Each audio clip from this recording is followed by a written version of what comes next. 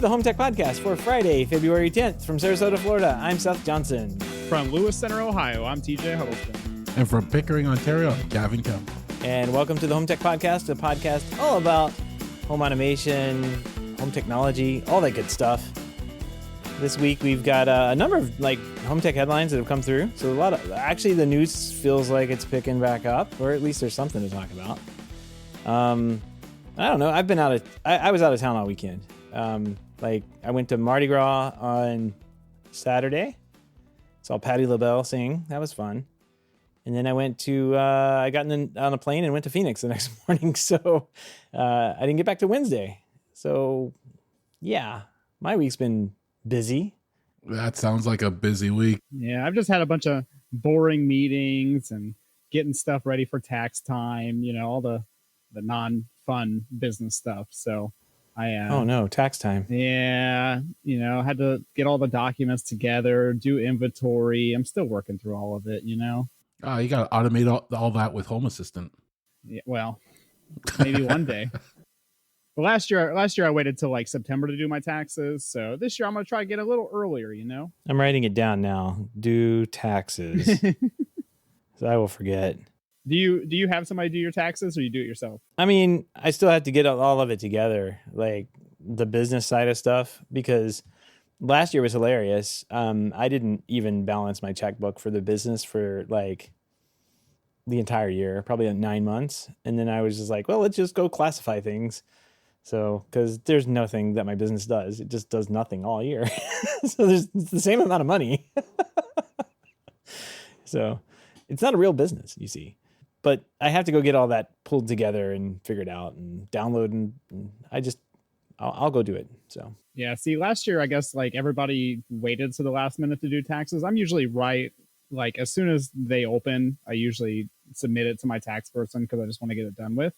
But last year I made the mistake of waiting to schedule my appointment until taxes opened, and they were already booked out 4 or 5 months. So it took forever. I mean, basically the rest of the year to actually get it done. Yeah, so that's why they have those extensions. Yeah, well, luckily they have that. So, all right, what do you guys say we jump into these HomeTech headlines? Let's do it.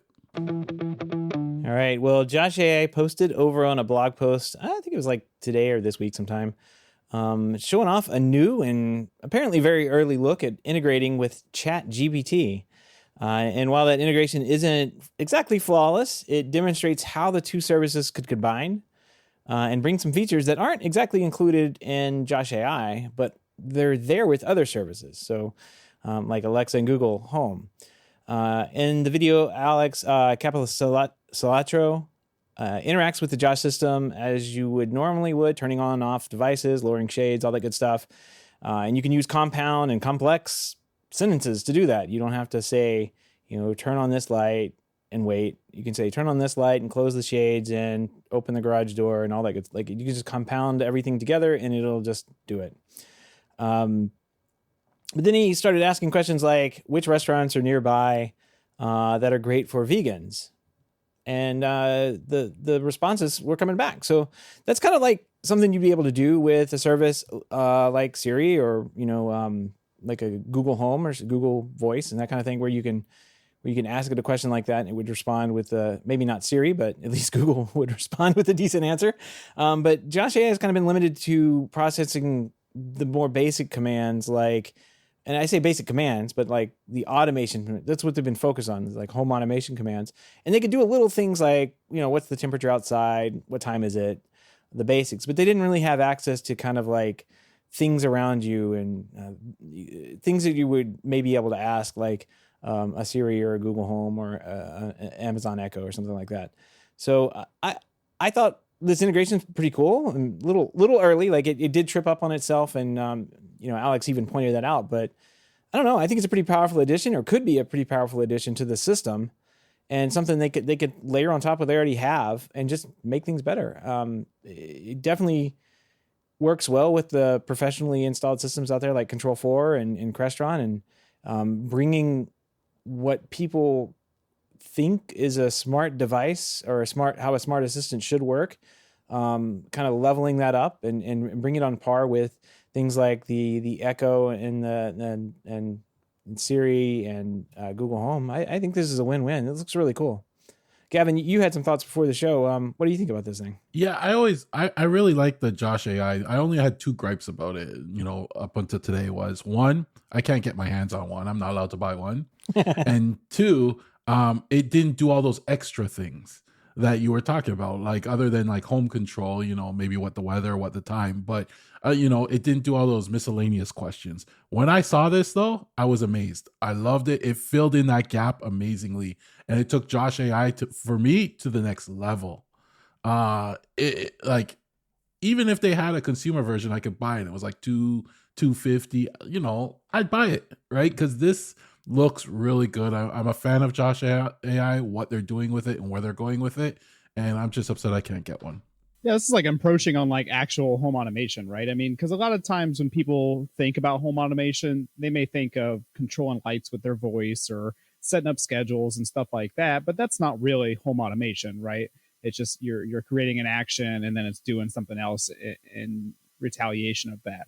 So if you can get some kind of AI in there where it actually learns about your habits and does things differently depending on time of day or depending on what kind of question you ask or what the words you use. I mean, there's a lot of potential there to do a lot with automation. And I don't even think we're close to like finding out what that is, right? Yeah. I mean, ChatGPT hasn't really been around that long. It's kind of blown up. Everybody's been talking about it recently, but we're in the very early stages of this. So it'll be interesting to see what they do. ChatGPT's been around for, well, the large language model's been around for a while, but ChatGPT put it into a chat where you and everybody else can interact with it.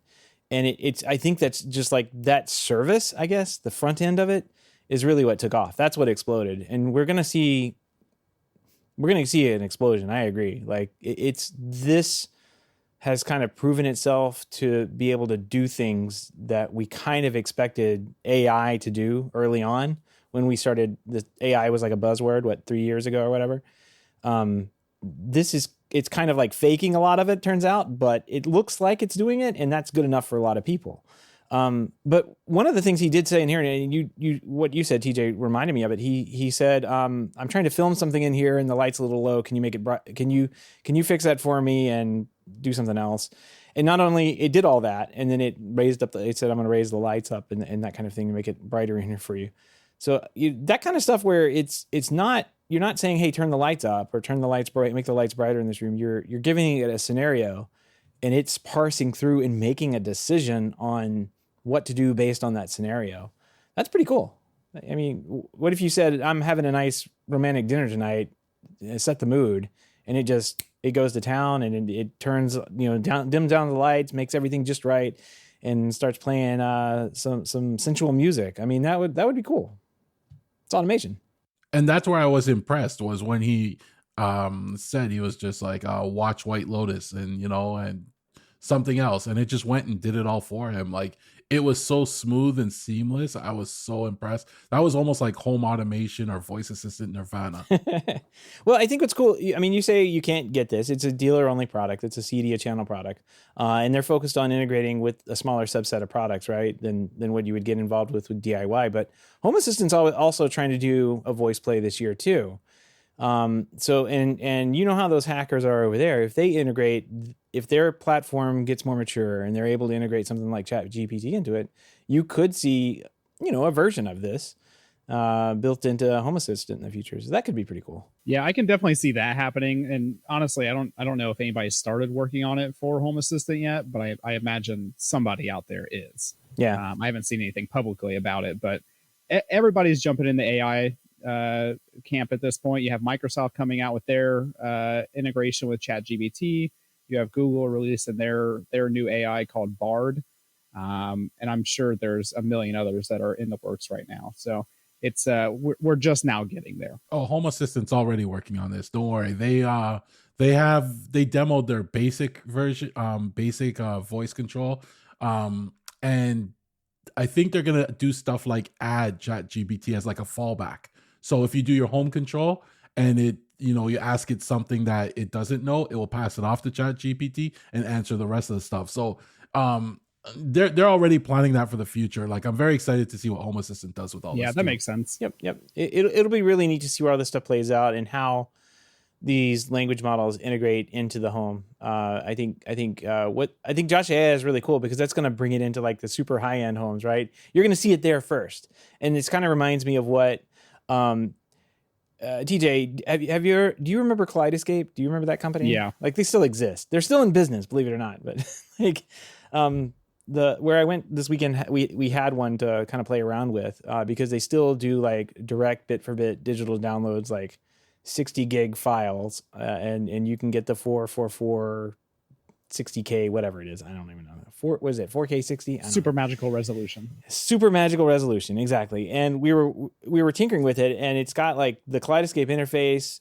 It's real smooth. When you change through the cover art of the movies, and kind of like looking at it versus what we have on the Apple TV. It's like, okay, yeah, this feels like a premium product, but that was out first, and what came after it were like Apple TVs and Plex servers and that kind of thing. And they almost like copied, to me, it looks like they copied like what they were trying to do over there at Kaleidoscape and went a different direction over time for sure. But Kaleidoscape was out there with this super expensive, beautiful UI.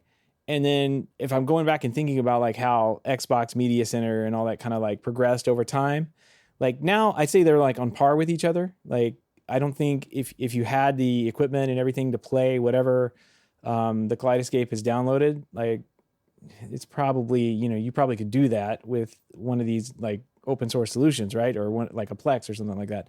I don't think that's a problem anymore.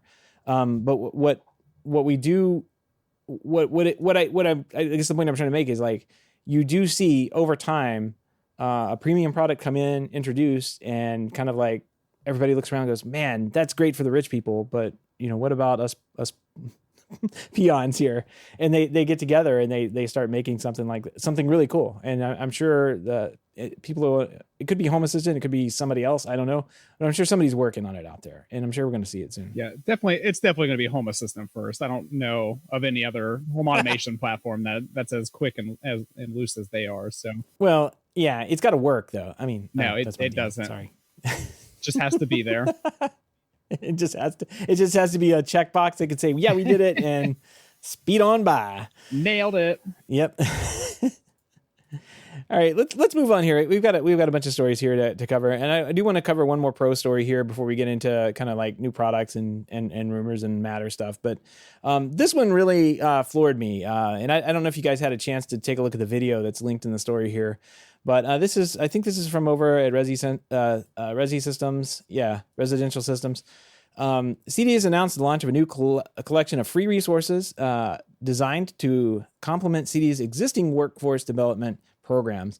And this is all done in order to help like a global CEDIA channel build awareness of the industry for employment opportunities and recruit new hires. This is really brilliant. This is what I really wanted to see CEDIA doing for a long time. And this new resource is called the Next Gen Smart Home Career Toolkit, and it focuses on helping integrators develop local talent pipelines and pools inside their local community. You get things like they had this video that I'm referring to. It's actually a really good video. If you go look at it, kind of makes everything look legit. Like it looks really good. They did a great job on the video. They have presentations explaining the industry and viable career pathways. That's awesome. Fact sheets, job brochures, print ready posters that you could print up, classroom presentations for integrators.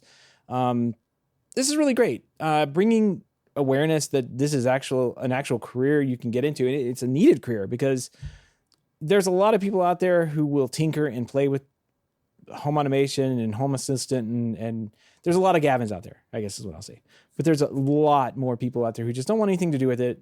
They want to come home and they want to walk in their door and their home does what it's supposed to do with the technology they think is cool. And these jobs are going to be out there for a while. And whether they roll into being electricians or not, or some other type of trade, I don't know. But CEDIA kind of like drawing a box around this industry and say, hey, a little bit more than just running some wire and hanging TVs. It's really cool. And go check out the video. The video is really good. Like it is a really good explanation of what this industry does and all the cool stuff we get to touch and put together. I thought it was. TJ, you're an actual integrator. What do you think about this? Yeah, I mean, it's definitely well needed. Until I moved down to Florida, I think like 10 years ago or something now, I had no idea the home automation space was even a real industry, right? I've always heard about home automation, but I didn't know like people made a living out of it. So the first step to getting past that is to educate people on what the industry is and kind of give them those resources to get new people in. And that's been a struggle ever since I've been in here, is that, you can't find workers. And it's even worse now because of the economy and everything else that's going on in the world. But even before then, you can't hire people for an industry if nobody knows that the industry exists, right? So this is definitely well needed. And I'm really liking where CEDIA has been going. I was never a fan of CEDIA myself. It seemed like one of those certification classes or organizations that, you basically, you got certified on networking or something, you gave yourself a pat on the back, and nobody had any idea what it was, right? Like nobody asked you if you were CEDIA certified or if you've done CEDIA networking unless they were already an integrator.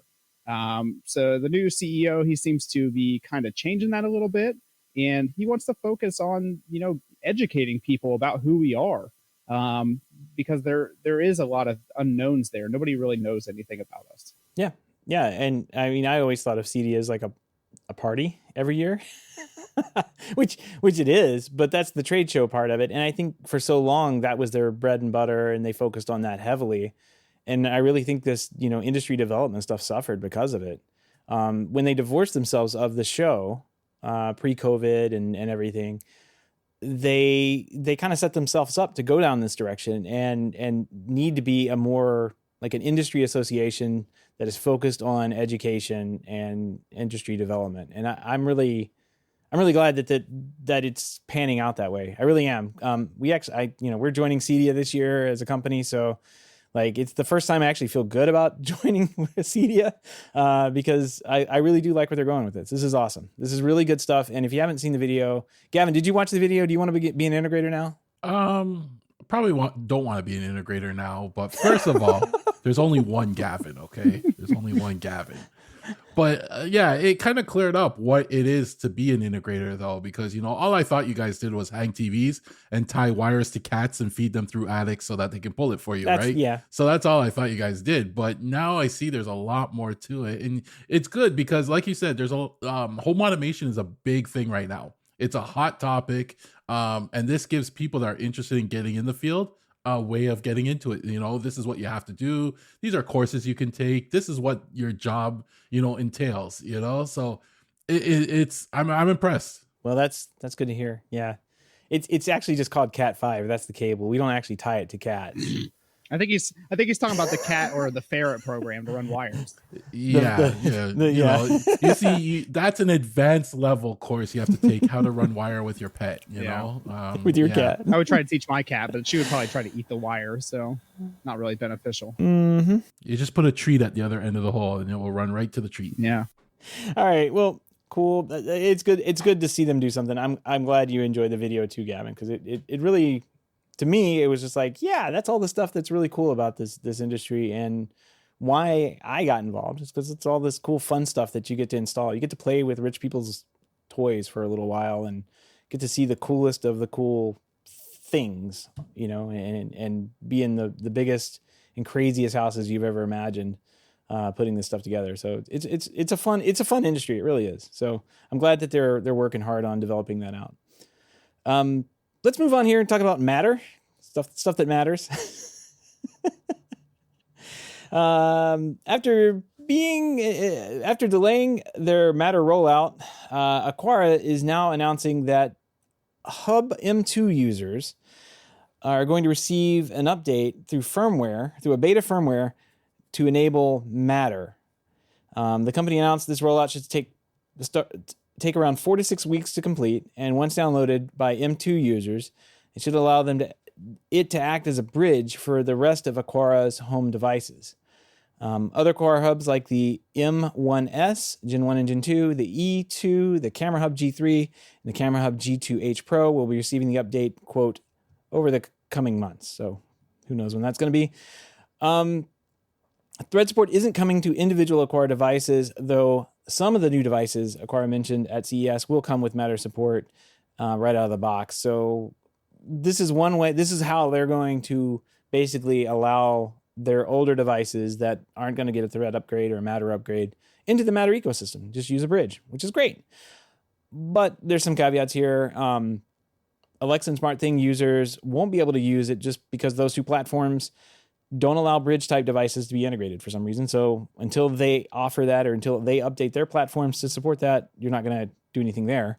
And then that leaves basically Google Home and Apple HomeKit. But for some reason, not really sure why, but the company says HomeKit isn't recommended because Matter can't do everything that HomeKit can at this time. So it's kind of like, that's kind of a weird statement. I guess we're going to have to wait for people to get these upgrades and find out what the limitations are completely there. Because the video they provided wasn't very, very helpful. So put a link to this in the show notes. You guys can go check it out.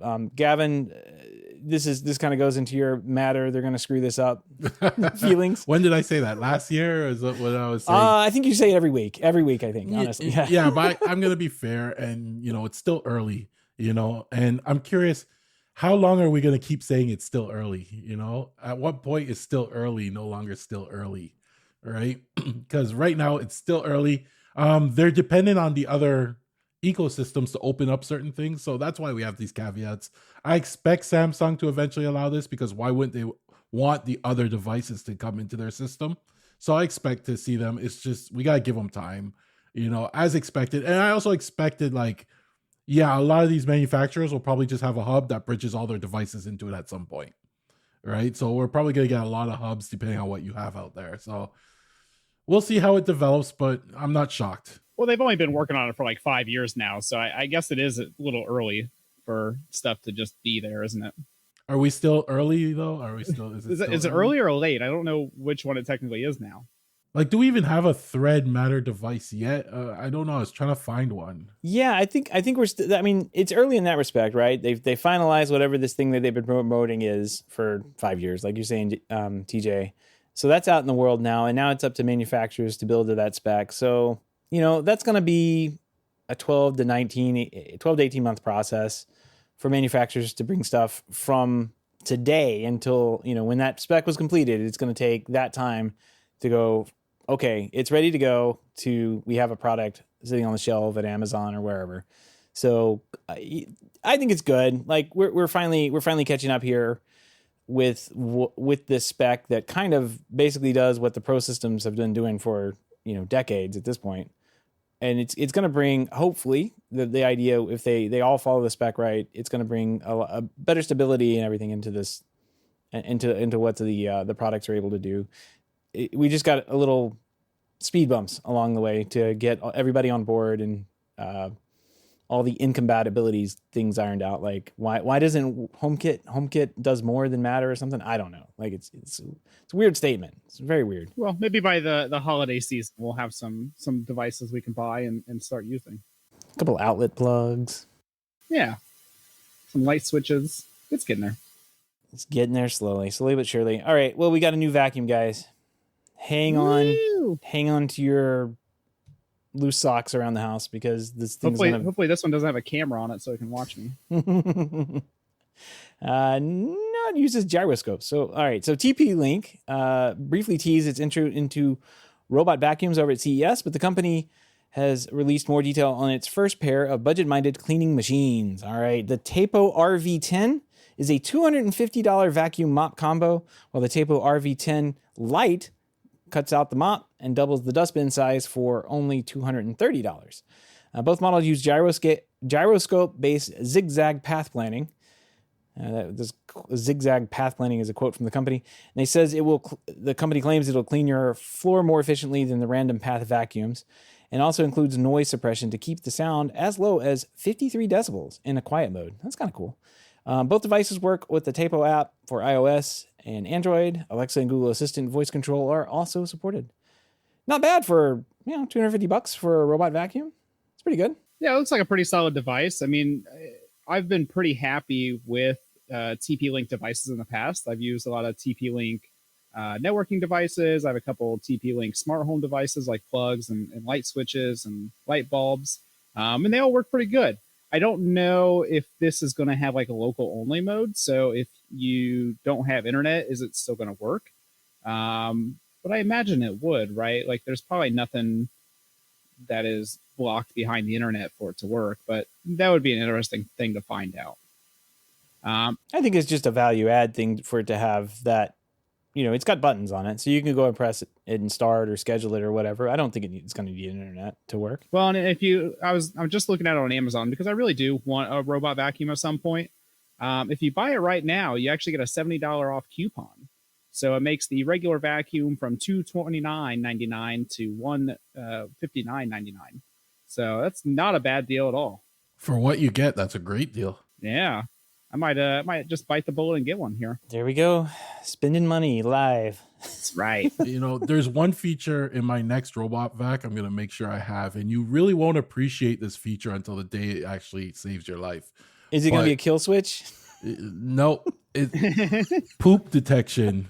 Poop detection. Oh, poop detection. Like, seriously, if you have a pet and you get a robot vacuum, just make sure you have poop detection, because when they have that accident and that robot vacuum goes to do its its schedule, you don't want to come home to that smeared all over the place. That's the last thing you want. I'm not talking through experience either.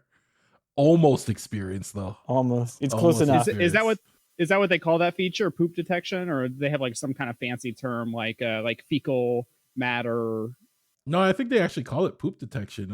Is it Roomba that has it? Roomba has that feature. I forget. Yep. I want to say they call it poop detection. So this one doesn't list anything about poop detection, so maybe it's not a good buy. Assistant, I don't know. Yeah. You just got to tie in Home Assistant. So if one of your sensors smells poop, then the robot vacuum doesn't run. Tied in with your air quality. Yeah, sensor, the AQI in this area is way too high in here. If I get down to 3 leaves, it's like don't vacuum.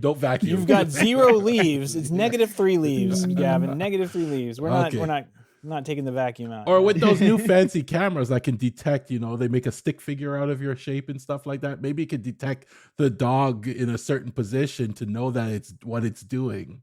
There was a idea. There was a guy who did that. I thought we may have covered it. I know we saw the video where he had used like AI or models built onto the cameras where it could detect where the dog had pooped and mark it on the camera. He was marking it with lasers. He had a laser and it would mark where the dog pooped so he could go clean it up or whatever later. And I don't see anything on this one about like a geofence or marking out certain areas. I think that's usually reserved for more expensive robot vacuums, is it not?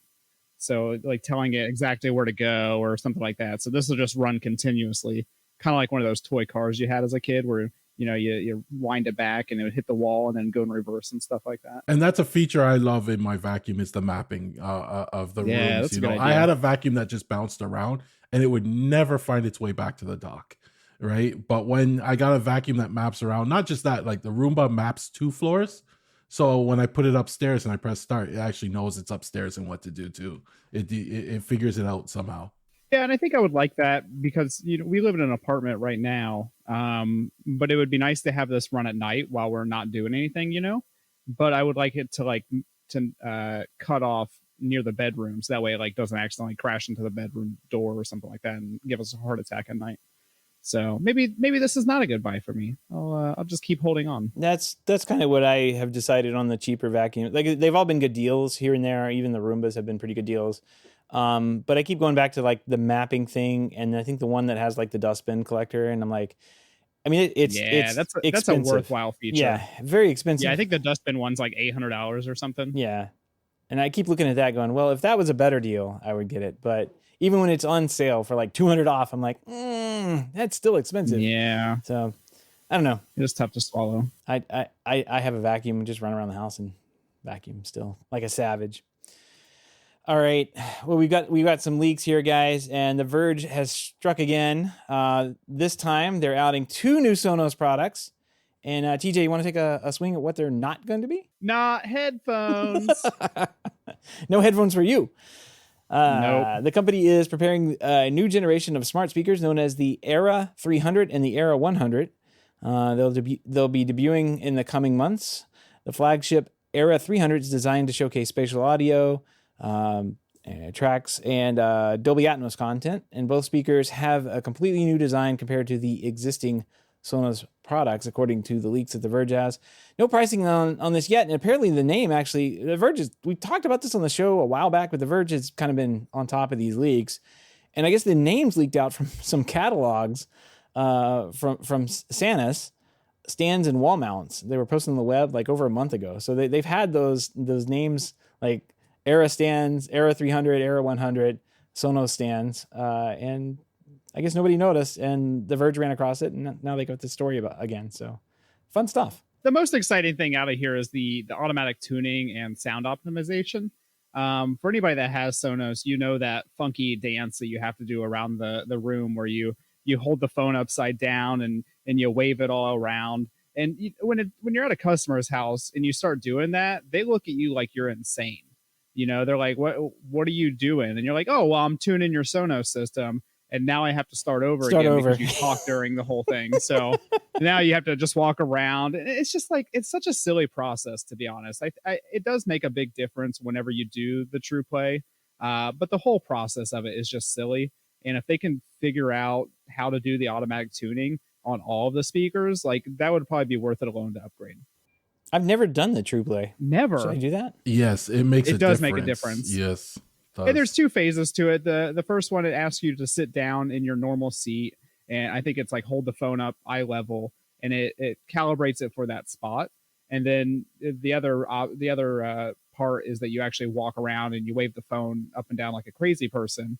And then it kind of adjusts the audio for the whole room. And it does make a big difference. And one of the gripes I've always had with it is that it's only available on iOS. So you must have an iPhone or an iPad in order to do it. If you have an Android phone, you're never going to be able to do it. Not even just that. I noticed whenever a new iPhone came out, it took them forever to add support to that iPhone too. So even if you got the new iPhone, you wouldn't be able to retune your speakers until they release an update to the app. Yeah, it usually takes them like 3 to 6 months to add support for the new phone. Interesting. Maybe they model the microphone or do some testing on it. That's interesting. I've never done it. I've attempted to do it in the past and it failed, and I just didn't have the patience to do it, so I gave up. But I'll give it a shot again if the house is ever quiet enough again for me to do that. Yeah, and do it while nobody's there, so that way nobody thinks you're a crazy person. Yeah, something. All right, well, I'll give it a shot. All right. Well, we covered this on last week's show, but there was an update like immediately after we released the show, or recorded the show rather, and it was about Netflix and their password sharing stuff that was going on, where they were going to lock everything down, and everybody was mad about it. And then Netflix released this story and was like, "Whoops, we didn't mean to release it. We didn't mean the U.S. Of course we didn't. Oopsie. Yeah, that was meant for other countries." But they haven't really taken that down off their website either. But they've also expanded the same policies into other countries. So they're rolling out the ban on the account sharing there in Canada, Gavin, New Zealand, Portugal, and Spain after trialing the effort in Latin America. If you live in those countries, you'll need to set a primary location to have unfettered access at home. If you let any friends or family want to share your account, you'll have to subscribe to either the standard or premium tier and pay $8 in Canada and New Zealand for up to 2 extra users outside of your home. Gavin, what's going on? Are you the primary account holder now? My sister beat me to it. So as we got the notifications today about this, they said you have to claim your home to the 20th. She didn't even wait. She instantly went in there and claimed it, and she knew you were up to it. Yeah, I think she may have listened to the podcast and tried to beat me to it. But I tried to go in there, and it was like, nope, you're not the primary owner. We're gonna have to have a talk. Just cancel Netflix. You don't need it.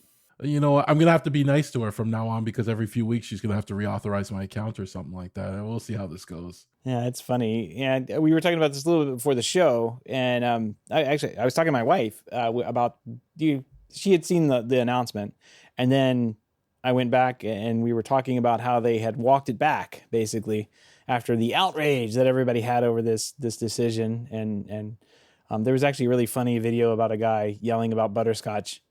It's got explicit language. Maybe I'll put it in the show notes because it was really funny. And anyway, she said, you know what they're doing? They're just making everybody mad about this, and they'll wait a little bit while longer, and then they'll just do it. And since we're already mad about it once, we're not going to get mad about it again. We're just gonna, all right, that was that. I'm the primary home now, Gavin, and you'll have to wait.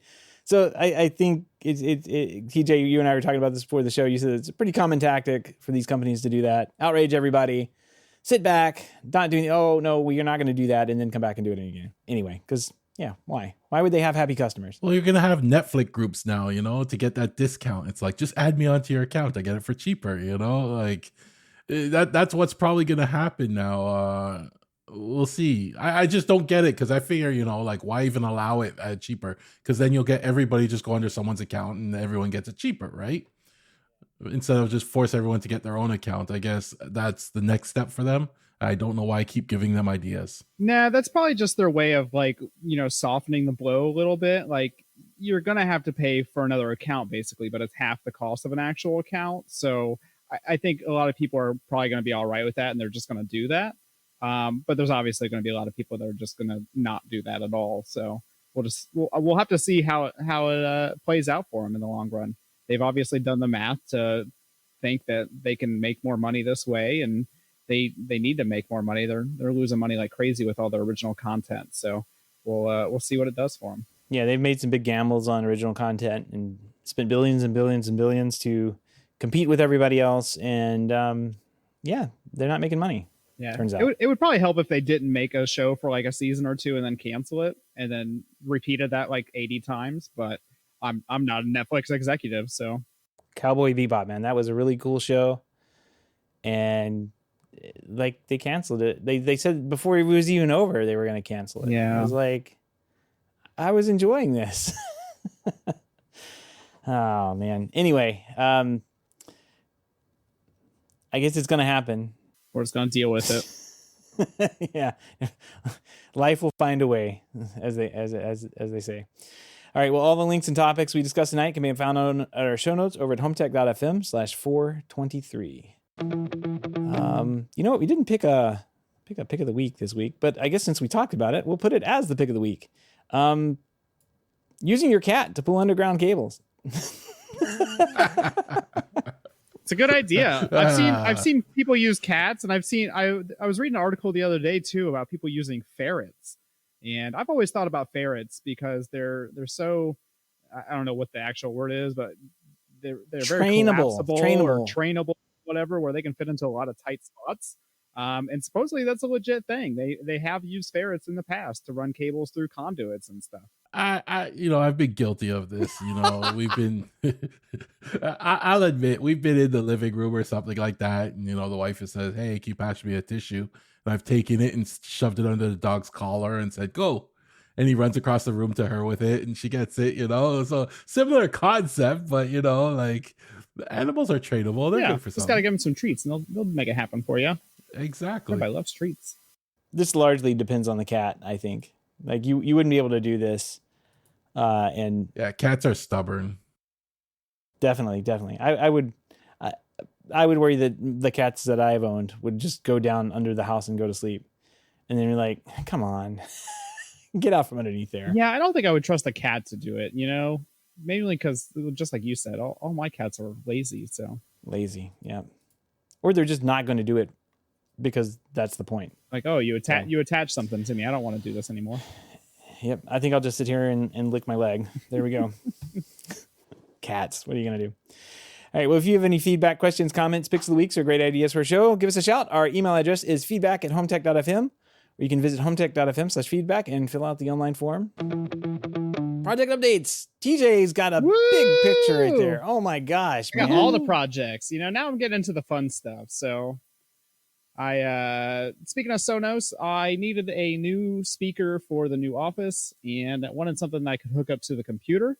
So I bought one of the Sonos Rays and it is meh. I mean, it's a cheap sound bar. This is kind of what I thought it would be, to be honest. but it's not, in my opinion, I don't think it's really worth the $300 when you can buy a beam for only like $150 more, right? The Ray is $279 regular price. The beam is, I think, $449. The beam sounds miles better. And I think a lot of the reviews that I read before I bought this were basically saying the same thing, right? It's a very low end sound bar. It's in the Sonos ecosystem. That's probably the reason you're going to buy it. I just don't think it's worth the $279 price tag. One of the cool features about it, though, and I don't think I've ever seen this before for some reason, but that little optical connector on the back of the Sonos Ray, it's basically reversible. So it's like a star pattern kind of thing, and you can plug that optical adapter in pretty much any way you want. And if you've ever had to try to plug an optical cable into something, especially something that is already mounted on like the wall, like a TV, for example, finding that exact spot that this connector goes into sometimes can be the worst thing in the world, right? Because it's kind of like USB, right? You go to plug it in, and even though you plugged it in the right way, it doesn't line up correctly. But the star pattern thing, you just plug it in and it just works. I don't know why nobody else does this. That's really smart because I've broken cables trying to plug them into that stupid thing. I've even seen people break the ends off inside the TV trying to plug it in incorrectly. Yep. And I've seen them mash the cable in incorrectly, but it's in there and kind of worked. And that was the service call. That's why I was there. But yeah, that's genius. I don't know why that wasn't part of the original spec. Like why they would do the cable they did the way they had it. You can put that in any way, it looks like, and it would work. That's pretty cool. Yeah, and as optical is going away, we're getting this sweet new connector. So I wish I would have saw it on everything for the past 10 or 20 years. Even I know that pain. But it will make your Ray sound better, right? A Sonos sub and two Sonos ones behind you, yeah, I don't think that's going to happen in this place. Maybe a sub mini, but I feel like that's overkill for an office. Do it. I don't know. I'm going with Gavin. As long as you're spending money on stuff tonight, just go all out, man.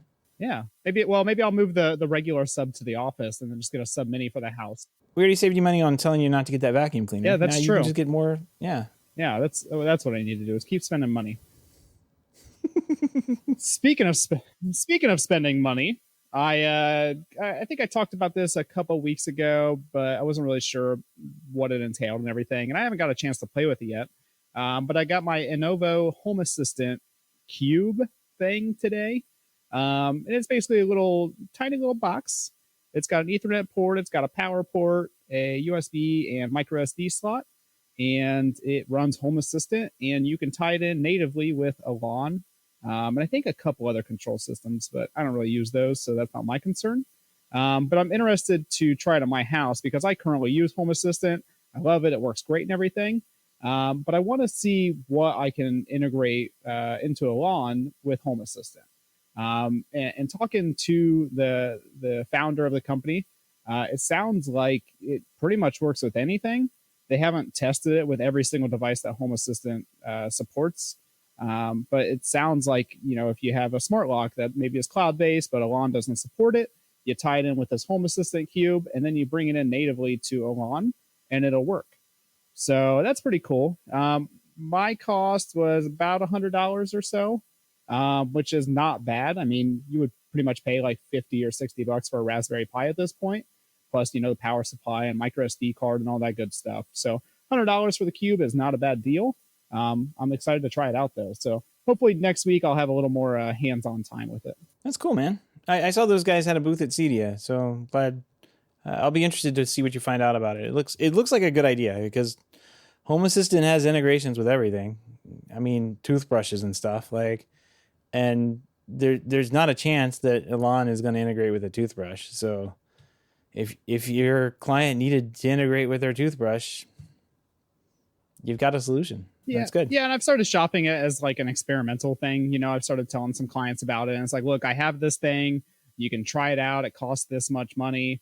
I'm not responsible if it doesn't work, though. So I'll have to put it through its paces first and see before I actually install it at a client's house. But I've heard really good things about it. there's certain clients you could use this with. Then there are certain clients you would just say, that doesn't exist, sir. Yeah.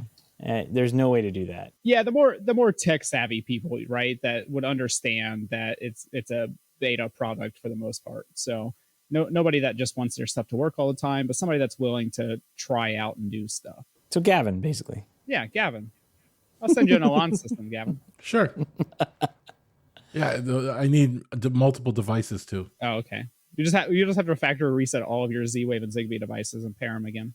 I've done that multiple times. I'm a pro now. And actually, no, you're running Home Assistant, so you could just back up and restore right to the cube. You wouldn't have to do anything different. There you go. I'm a pro now. Problem solved. Get you a CEDIA t-shirt. Yeah, send you on your way. Like I said, I'm going to do the cat cable pulling advanced course. Honestly, you could start that as like a business. You know, everybody's short on help right now. If you started up some kind of ferret or cat wire running company, people would probably hire you like crazy. They work for warm milk, so. And TJ, I think you've basically spent all your money on this pack out solution you have in your van. This is insane. Like, what were you thinking? Yeah, so I for the past like 6 months or so, when I bought my van last year, I bought some shelves off like Craigslist or Facebook for next to nothing, and you know, they're the traditional metal shelves that you put in a van. But I wasn't a big fan of them because you can't, you know, you can put bins inside the shelves and then take the bins out and everything like that. But I go into a lot of jobs where it's like, well, I know I need patch cables, right? So let me just bring all my patch cables in, use what I need, and then bring them back out. So I've been slowly converting the whole van to pack out, and it's been really nice, honestly. I still have to finalize some walls.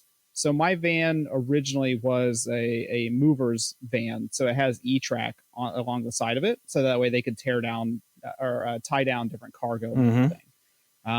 The weight of my pack out, though, for some of them are way too heavy for the E-track, and it's starting to like bend and break some of the rivets. And that's obviously my fault. I put way too much weight on it. But I think my next project for the van, now that I've kind of got all my pack outs ready and everything, is to add more E-track so I can fully stabilize everything and I don't have to worry about breaking anything. I've never done any kind of walls or anything in a van, so I'm not really sure how to approach that just yet. But I guess I'll find out. I have a spot that I can pull the van into and mess with it. So there's plenty of tutorials on YouTube on building. What are those campers that people build into their vans? Yeah. Mm-hmm. So. Yeah, there's a lot of that on there, but I haven't really found anything that's like specific for like cargo vans. There's a lot of, you know, people turning their vans into places to live or campers and stuff like that. But I haven't really found anything for my use case. I'm sure there's something out there though, some kind of written guide or video guide or something like that. Well, Gavin, what about you? Have you been rebuilding vans and that kind of thing? What are you up to these days? No van rebuilding, but this week I did get my Home Assistant Sky Connect. Finally. Ooh, nice. Finally, but I'm probably not even gonna play with it till I actually get a device that I can use with the Thread radio. So my plan is to use this just for Thread and Matter, right? And I'll keep my Zigbee and my Z-Wave as separate devices, you know. And this is what I thought Matter was going to be to me anyway, just another antenna on the Home Assistant box. So everything's panning out, you know. But we'll see when I finally get to this, you know, one day we'll see. He's got his check mark. Yeah, and done. It's such a small little dongle, isn't it? Have you opened it yet, or you just haven't even opened it? No, it's open. I've opened it. It's a small dongle. It comes with an extension cable, you know. But what I'll probably do is buy another long extension cable so I can centralize it in my basement, you know, like what I did with my other antennas, right? So it's, you know, one day I'll get to it. Like I said, I want to get a device first. Yeah, that's probably a good idea. I've got mine installed, but I can't use it with anything minus Zigbee devices, so it doesn't really do me any good right now. Exactly. My whole setup's running so smooth right now. I don't want to go through and replace the antenna. I'll just give it time for that to work, you know, and we'll see where it goes. Other than that, this week I'm going to be on Home Gadget Geeks, the Home Gadget Geeks podcast. So, you know, like go over to Home Gadget Geeks. I think it's homegadgetgeeks.com. Just Google it. You'll find the podcast. And I'm going to be talking a lot of Home Assistant there this week. They wanted to get me in, talk some Home Assistant. So if you like Home Assistant, come over, listen to that podcast. Cool. Well, I've been out of town, but I didn't do any projects around the house, but I did kind of tinker with some like robot stuff. Cause I heard Jason Snell and some other podcasts talk about this website called make.com. And it used to be like either a magazine or like some other thing before, but there is a company that has taken it over and made a pretty little interface to basically automate a bunch of stuff. And it's basically like a, I don't know, what's the one Zapier type setup that has business integrations. It has all that junk. But it does give you the ability to like do HTTP posts, webhook connections. They have an app that you can download that has like little buttons that you can set up to deploy into this thing. So you basically go in and you make your scenarios. And I've got one that will look at the HomeTech.fm RSS. And if a new show is posted on Friday or Saturday or maybe even Sunday, it will look at it and see if anything's changed and then post the link to that show and, like it would normally do on Twitter automatically through Squarespace. Since I don't have that integration in Squarespace, this is what we've got. And it'll just start watching the RSS feed on Friday to see if anything's changed. And if it has, it'll post it on Mastodon for me and I don't have to do it. Which is great. I love little robots and automation and things like that. So it's kind of cool. I liked it. It took a little while to figure out, and it messed up last week because I actually had it done, but it messed up, and because the title of the show had a quote mark in it, like a quotation marks in it, and that messed up something, and it didn't post right. But then I figured out that was the problem, and I corrected it, and I'm sure I'll break it again, but it's automation for you. It's fun. Make.com. Check this thing out. It's got a lot of integrations in it. It's very, very cool. See, those are the robots you need to be friends with, Gavin. Okay. I'm friends with all robots, by the way. Just in case. But I think if you're a developer, we've all fallen victim to that quote in a string issue at some point in our life. Yeah. Like I hate that so much. Well, it was the title of the show, which comes off the RSS feed, so it has the quotes in it. But then to post a Mastodon, you have to put it inside JSON text string, which already had the quotes around it. And since that wasn't escaped out, it messed up. So yeah, Mastodon was like, no, I'm not posting that. And it just took a little while to figure out. This is a really cool it's like a graphical thing. You just drag stuff around and drop, and you can test stuff. I really like it. It's got thousands of integrations though, like just absolute thousands of integrations in this thing. And I even had it sending me an email if the thing doesn't post right, or if there's an error or something, it'll send me an email and tell me. So it's really cool for all that it can do. I liked it. Check it out, make.com. That sounds pretty cool. I'll give it a shot because I've used Zapier in the past, but didn't really work out for what I wanted it for. But maybe this will have what I want. You know what I found on Mastodon is there are certain bots on Mastodon that will repost content from Twitter accounts, right? So I was able to follow some of my sports teams because these bots just repost the Twitter feed from the sports team. So I've been trying to find more of those little bots, but maybe I'll make some. Just make it yourself. You can absolutely make some. There's definitely... Well, no, you can't because Twitter's cutting off their API. So. You gotta pay for the Twitter API. Exactly. Or just scrape the web pages. I'm sure there's somebody will figure out a way to do this. But yeah, Twitter is a mess. And Mastodon has a great API. I was playing around with this thing and I'm impressed. I think I'm going to I'm going to make a little Mastodon Control4 driver and just post updates from my Control4 system anytime a light changes or something. I think Home Assistant already had one. Yeah, people were doing all that junk way back. Like when Twitter first came around, you would always run across stuff like that. And it was like, oh, that's fun. Like it's a dumb little thing that can sit there and post stuff all day long. Clog up the local feed. Gavin's going to be one of those people. Yeah, he's going to mute this thing. Oop, ban Gavin. Hey. Sorry. From my own instance. It's just going to be like, Home Assistant needs an update. Home Assistant needs an update. Home Assistant needs an update. Just over and over again. Yeah, I'm going to flood it with Home Assistant updates. It's all it does. It just updates all the time. You only get 2 a week. And every time they add something too. So just a separate 2 for every time they add a separate service. Yeah. Yeah, exactly. All right. Well, we do want to give a big thank you to everyone who supports the show, but especially those who are able to financially support the show through our Patreon page. If you don't know about the Patreon page, head on over to HomeTech.fm/support and learn how you can support HomeTech for as little as $1 per month. Any pledge over $5 gets you a big shout out on the show, but every pledge gets you a private invite to our Slack chat, The Hub, where you and other supporters of the show can go in there and look at Greg's awesome keypads. Those are amazing. Those look great. That was impressive, actually. They came out better than I thought they would. Definitely did a good job. Way better. Are those the Zeus ones? Yeah, I believe it's the Zeus. Yeah. Yep. They're actually engraved. Yeah, he had them. There's a company that Zeus partnered with to do like laser engraving, and I guess he sent one off to have it done, and it looks awesome. Looks great. I didn't realize Greg was rich because they're like what, $40 or $50 for the engraving. Yeah, I mean, there he goes. He's paying for it. More, I think they're more than the scene controller. I'm sure it is. I mean, but Yeah.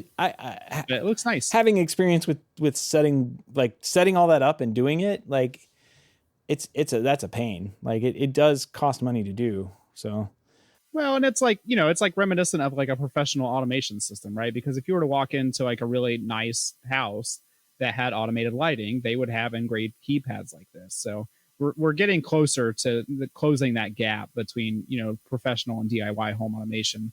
And simple stuff like this goes a long way. And you know what? It passed the Richard test, so it was well worth the money. oh yeah, it did. Well, look at that. Wow, I'm gonna pin that.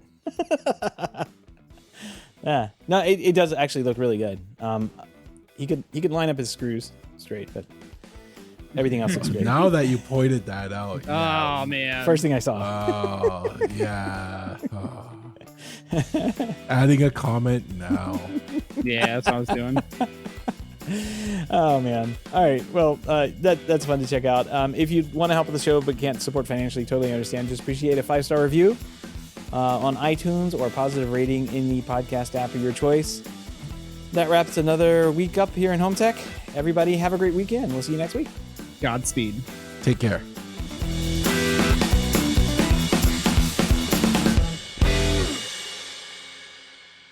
It's on the list. TJ, it's on the list. TJ downloaded, what was this, from ChatGPT on how to close the show? I think so, yeah. Yeah, and we just pasted it in here. So every week he goes through and for whatever reason, the strike through doesn't work on this version of Markdown. So Yeah, that's pretty weird. Godspeed's off the list now. We're just gonna keep going through the list. I mean, that's what we've been doing for the past year anyway. It's not like I'm gonna find a permanent phrase all of a sudden. So Peace out. I can't wait till you get to that one. yeah, that's actually the one I was thinking about using tonight, but I decided against it. Godspeed sounded more. I don't know. Catch you later or see you later would be perfect. I would probably be able to say arrivederci like normally, but like during the podcast, I would definitely. Well, it doesn't have an N in it, so. See, arrivederci. There you go. I'd butcher it either way.